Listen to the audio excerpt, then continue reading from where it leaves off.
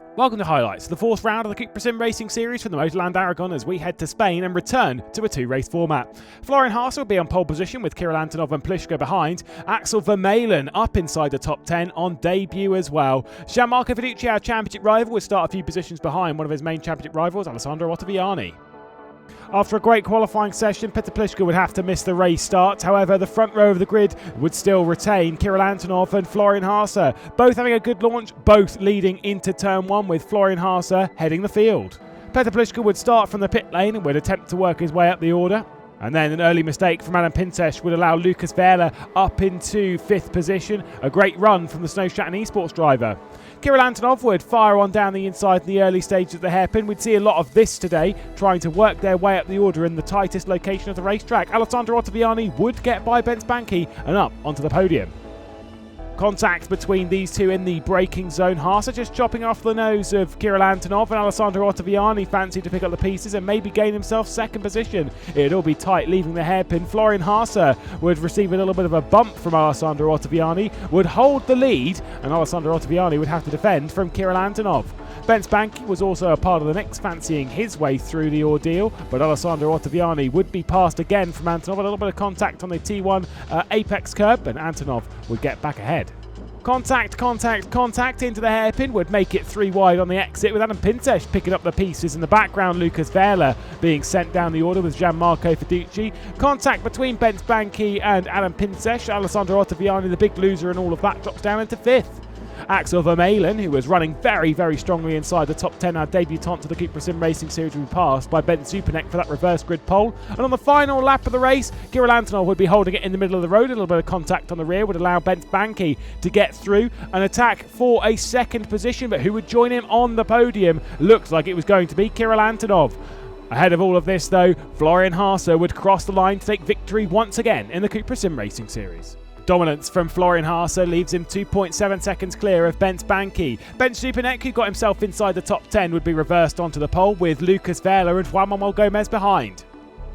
And away once again in the CUPRA SimRacing Series. Bence Zupanek would lead clearly into turn 1 from Lucas Wehrle. Well, fortunately, Lucas Wehrle was not long for the race and would retire in the early stages, courtesy of connection issues. The Team Fordzilla drivers would be going side by side. Gianmarco Fiducci trying to get by Juan Manuel Gomez. Race winner in race 1, that was Florian Haase, dropping down the order with a much better run from Jack Keithley, trying to open the door and get by Bence Banchi as well. Gianmarco Fiducci wasn't waiting around as he would dive down the inside of Mikkel Raikkonen to get what was now second position, and Adam Pinces would try and get by Juan Manuel Gomez behind. A bit of 2 wide off of the final corner on the S's section up towards the start-finish line, and it was Alessandro Ottaviani fancying his way through. A little bit of contact between Juan Manuel Gomez and Adam Pinces, and Gomez would lose the position. Gomez would now be on the defence from Kirill Antonov, trying to hold them all back from the podium battle ahead. A bit of contact at turn 1.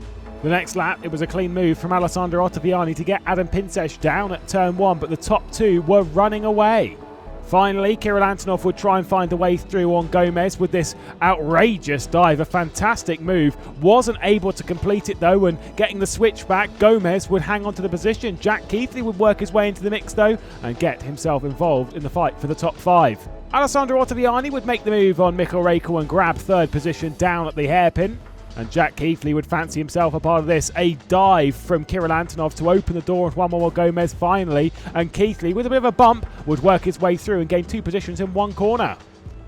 That would continue up the hill though, as Bence Banchi would try and get in the mix, but up onto 2 wheels and dropping off the racetrack. Petr Pliszka, driving up the order, would get involved in the mix. And now Adam Pinces fancied his way into the fight of the podium. A bit of contact with Raikkonen and a little bit with Ottaviani as well on that run up the hill. Wasn't able to get through, and finally Fiducci would go for the move. A dive down the inside into the hairpin, gets by Bence Zupanek, who is now a sitting target for Alessandro Ottaviani, who would waste no time making the move down into turn 1 and making it an Italian 1-2. A bit of a bump on the apex, but still, Gianmarco Fiducci at the front of the field though would cross the line to win for the 2nd time this season for Team Fordzilla. Another fantastic race in the series with Gianmarco Fiducci, Ottaviani and Bence Zupanek rounding out the podium. Pinces having a good drive to 4th and a good drive all evening. Florian Haase recovered to 9th. Next time we head to one of the most legendary circuits on the calendar, Spa-Francorchamps. Join us on the 5th of August.